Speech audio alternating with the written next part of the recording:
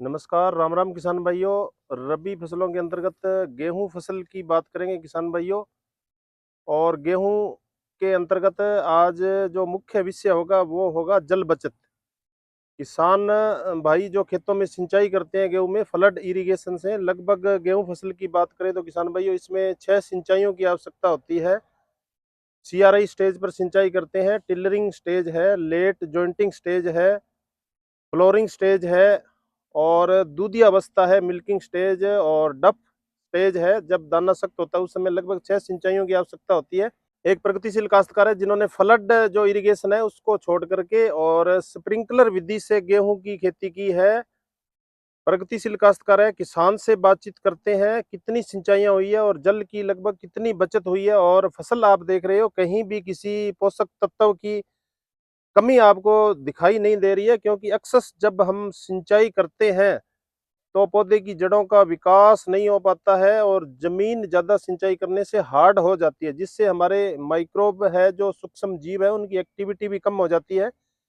पूरी फसल में आप कहीं भी देख सकते हो कोई भी पत्ते के अंदर पीलापन दिखाई दिखाई नहीं दे रहा है, और फसल का जो रंग है कलर है वो बहुत ही अच्छा है। काश्तकार से बातचीत करते हैं। नमस्कार जी। नमस्कार जी। शुभ नाम बताएं। भीमसेन सुनोब श्री भोजराज, चक 19 SSW, ग्राम पंचायत रामसरा नारायण। मोबाइल नंबर बताएं अपने। 95 882 062 95। सबसे पहले जो बात करते हैं आपसे वो है जल बचत के अंदर जो गेहूं फसल है उसके अंदर जो फुहारा सिस्टम है, ये तकनीक का विचार आपके कहाँ से आया? ये जी, जब नहरों में पानी की शॉर्टेज आई जी जी जी। तो उस हिसाब से फिर देखना पड़ा भी कि कौन सी चीज़ से अब अपने जो अच्छा उत्पादन ले सकते कम से कम पानी में। आने वाले समय में हमें विभाग है, सरकारें ये भी चिता रही है भी पानी की धीरे धीरे जमीन के जो नहरी पानी है उसकी भी कमी हो रही है, और ग्राउंड वाटर इतना ज्यादा अच्छा नहीं है। नहीं है जी। सोल्टी पानी से जब हम सिंचाई करते हैं तो जमीन की उर्वरा शक्ति है बंजरपन की ओर, यानी उर्वर भूमि होती जा रही है।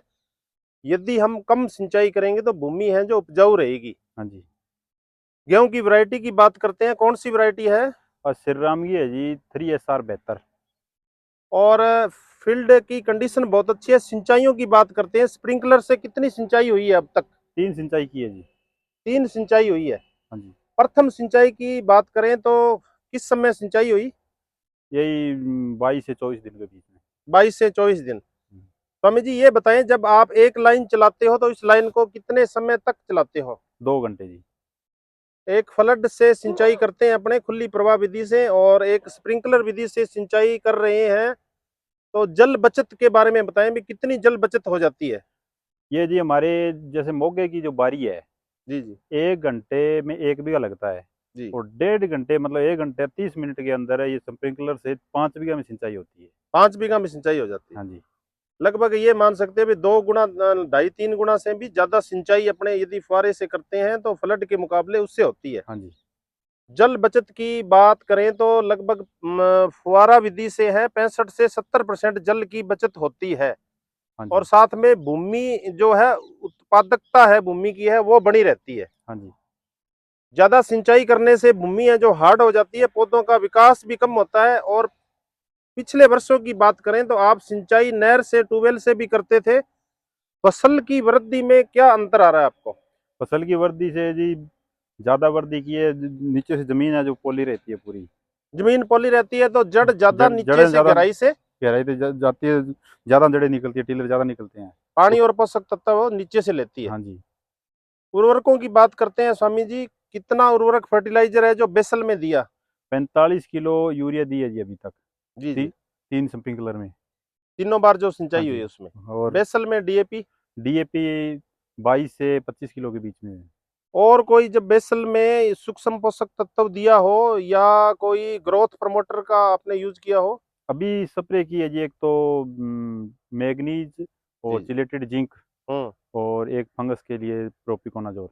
प्रोपिकोनाजोल, हाँ जी। ये मिलाकर के स्प्रे की है हाँ जी। किसान भाइयों।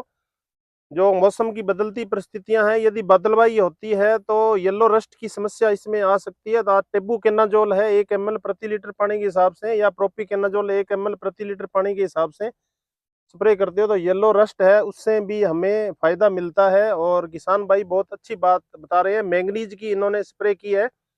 तो 500 ग्राम मैंगनीज आप 100 लीटर पानी में स्प्रे करते हो तो जैसे ही हमारी फसल है वो झंडी पत्ता अवस्था में आती है, क्योंकि लास्ट में जाकर के झंडे को जो आपके बाली को खुराक देनी है वो झंडी पत्ता ही देती है। तो पत्ता है वो रोल होना शुरू हो जाता है। यदि मैंगनीज की कमी हो तो पत्तियां हमें स्प्रिंग की भांति दिखाई देती है। तो चिलेटेड जिंक इन्होंने बहुत अच्छा स्प्रे किया है और मैंगनीज साथ में मिलाया है और फंगस वाली भी स्प्रे की है।